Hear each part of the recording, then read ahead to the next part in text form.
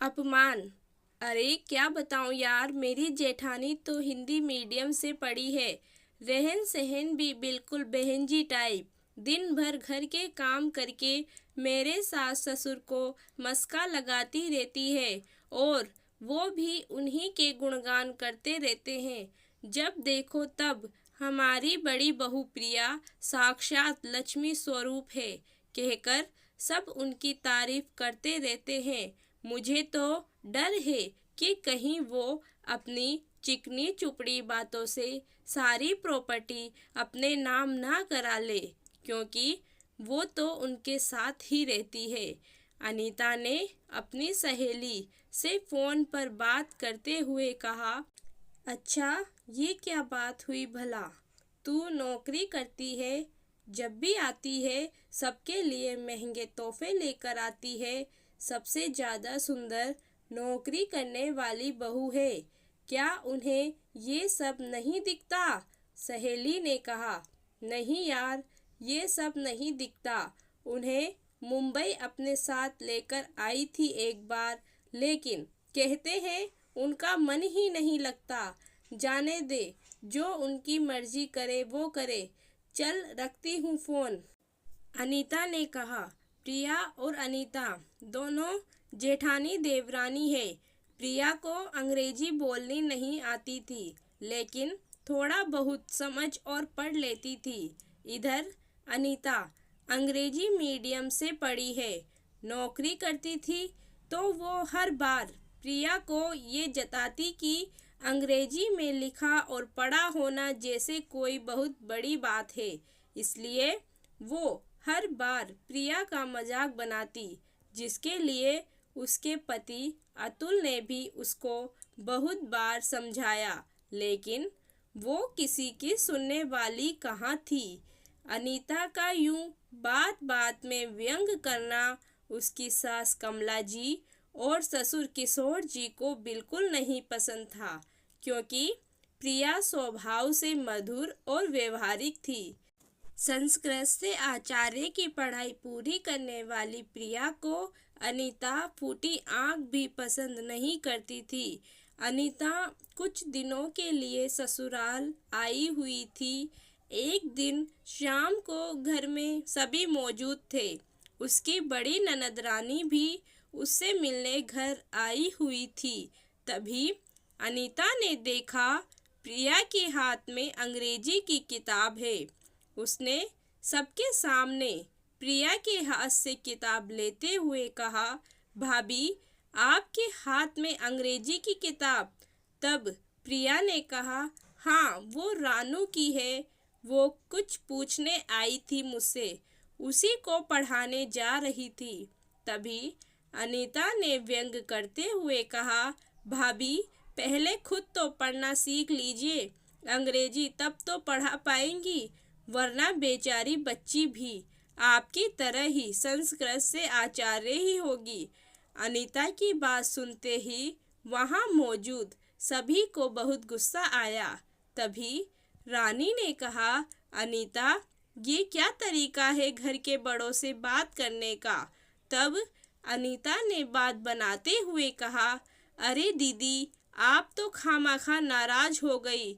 वो क्या बात है कि हिंदी मीडियम से पढ़े बच्चों को अंग्रेजी का उतना अच्छा ज्ञान नहीं होता है जितना मोंटेसरी के बच्चों को होता है। मैंने तो सिर्फ इसलिए कहा।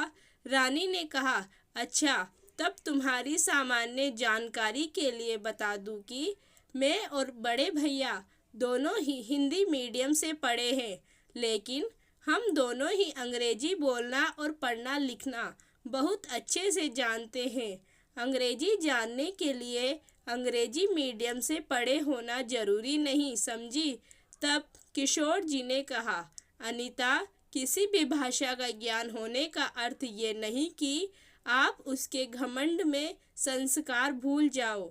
जो भी ऐसा करता है वो पढ़ा लिखा मूर्ख कहलाता है। अंग्रेजी बोलना कोई बहुत बड़ी काबिलियत की बात नहीं है। बुद्धि किसी भी भाषा की मोहताज नहीं होती है। 4 दिन कोई अनपढ़ भी किसी अंग्रेज के संग रहेगा न तो वह भी अंग्रेजी में बात करने लगेगा। और हमारा देश तो हिंदी भाषी है। हमारे देश में किसी को अंग्रेजी कम समझ में आए तब कोई भी उतनी बात नहीं बनाता। हाँ, हिंदी नहीं आए या वह हिंदी बोलने वाले को अनपढ़ गंवार समझे, गलत तो उस व्यक्ति की सोच है। लेकिन पापा, बुरा मत मानिएगा, लेकिन आज हर बड़े स्टैंडर्ड का और ऊंचे पद पर आसीन व्यक्ति अंग्रेजी ही बोलता है। कहना बहुत आसान है, लेकिन अपनाना बहुत मुश्किल। और आप तो वैसे भी हमेशा भाभी की ही तरफदारी करते हैं। कितने मन से आप दोनों को मुंबई लेकर गई थी अपने साथ रखने के लिए, लेकिन आप लोगों का तो वहाँ मन ही नहीं लगा। पता नहीं क्या जादू किया है भाभी ने आप लोगों पर, अनीता ने कहा। तो किशोर जी और कमला जी एक दूसरे की तरफ देखने लगे। तब कमला जी ने कहा, अनीता, तुमने बहुत बोल लिया। अब तुम सच जान लो कि हम वहाँ से क्यों चले आए थे।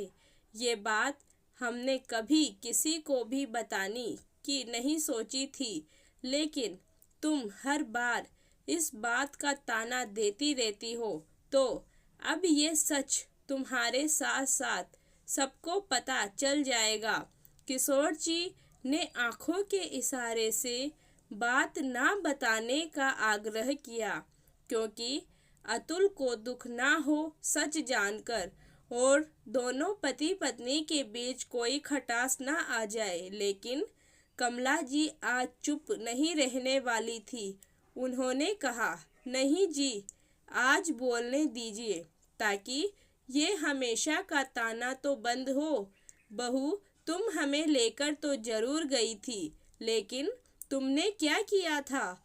तुम दोनों बच्चों को हमसे दूर रखती थी ताकि वो हिंदी बोलना ना सीख जाए। लाखों बार कहने पर भी तुमने बाबूजी के लिए हिंदी का अखबार घर नहीं आने दिया। क्यों? क्योंकि हिंदी अब कोई नहीं पढ़ता। कोई मेहमान जब घर आता तब तो हम कमरे में ही बंद कर दिए जाते थे, क्योंकि हम उन मेहमानों के सामने जाने लायक नहीं थे।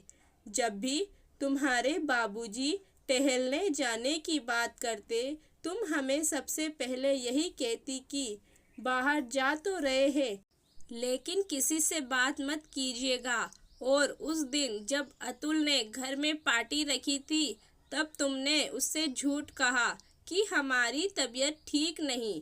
और जब मैं पानी लेने बाहर निकल रही थी, तब तुमने दरवाजे पर अपनी नौकरानी बिठा रखी थी कि कहीं मैं बाहर ना आ जाऊं, क्योंकि तुम्हें हमारा बोलचाल रहन सहन पसंद नहीं था। उस दिन तुम्हारी नौकरानी ने जब कहा, माँ जी, आप क्यों मेम साहब का मूड खराब करना चाहती है? आपके बेटा बहू ने घर से निकाल दिया था, तो साहब और मेम साहब ने आपको शरण दी। आप उन्हीं की इज्जत खराब करना चाहती है। मैं तो आश्चर्यचकित हो सुनती ही रह गई। फिर मैंने उससे कहा कि ये बात तुझे किसने बताई? तो उसने कहा, मेम साहब ने। मैंने पूछा, और क्या बताया उन्होंने तुझे? तो उसने कहा, बस यही कि आप उनकी दूर की रिश्तेदार हो। साहब आप दोनों को प्यार से माँ बाबूजी कहते हैं। आपको रहने के लिए छत नहीं थी, इसलिए यहाँ लेकर आ गए। ये सब सुनकर हम दोनों ने तय किया कि हम अब यहाँ नहीं रुकेंगे और ना कभी आएंगे। लेकिन साथ ही जब इन्होंने मुझसे कहा कि ये बात भी हम खुद तक ही रखेंगे, वरना भाई बहन के साथ साथ पति पत्नी के भी रिश्ते ना बिखर जाए, और अगर अतुल ने गुस्से में कुछ भी किया तो उसका असर सब पर होगा। इससे अच्छा हम चुप रहकर सब बचाए रखें। और हम 2 दिन बाद अतुल से बहाना बनाकर यहाँ आ गए, लेकिन उस समय हमें प्रिया की अहमियत पता चल गई। हम तुम्हें जब शादी से पहले देखने गए थे तब हमने सोचा कि चलो अब हमें सर्वगुण संपन्न पढ़ी लिखी होशियार बहू मिल गई। प्रिया की अंग्रेजी के कम ज्ञान और नौकरी ना करने को मैं भी उससे कमी ही समझती थी, लेकिन मेरी आंखें तुमने खोल दी। प्रिया ने कभी हमारे साथ ऐसा कुछ नहीं किया, इसलिए वो अब हमारे दिल में बसती है और हम दोनों उसे कभी नहीं छोड़ सकते, ना उसका अपमान बर्दाश्त कर सकते हैं। तुम प्रिया का जादू जानना चाहती हो ना, तो हमें उसने अपने प्यार, अपनेपन और सम्मान के जादू से अपना बना रखा है, जो वो हमारी छोटी से छोटी ज़रूरत का ध्यान रखती है। हमारे दिल का हाल भी बिना हमारे कुछ कहे जान लेती है। सब सच जानकर अवाक रह गए, खास तौर से अतुल। उसने अनीता से कहा, अनीता, तुम्हारी माँ भी अंग्रेजी नहीं जानती, फिर तुम उनके साथ ऐसा व्यवहार क्यों नहीं करती? काश मैं भी तुम्हारी तरह तुम्हारे माता पिता के साथ व्यवहार करता, शायद तुमको समझ आता। मैंने तुम पर विश्वास किया। क्यों क्यों कहते कहते उसने अपने दोनों हाथों को गुस्से में दीवार पर मारने लगा। तब अनीता ने हाथ जोड़ते हुए कहा, मुझे माफ़ कर दीजिए, आप सबका बहुत दिल दुखाया है मैंने। अब आगे से ऐसा कभी नहीं होगा। लेकिन सब चुप रहे, क्योंकि कुछ घाव और अपमान कभी नहीं माफ़ किए जा सकते। तो दोस्तों, आपको कहानी कैसी लगी? कहानी अच्छी लगी हो तो प्लीज़ लाइक करें, शेयर करें और चैनल को सब्सक्राइब करें। Thanks for watching.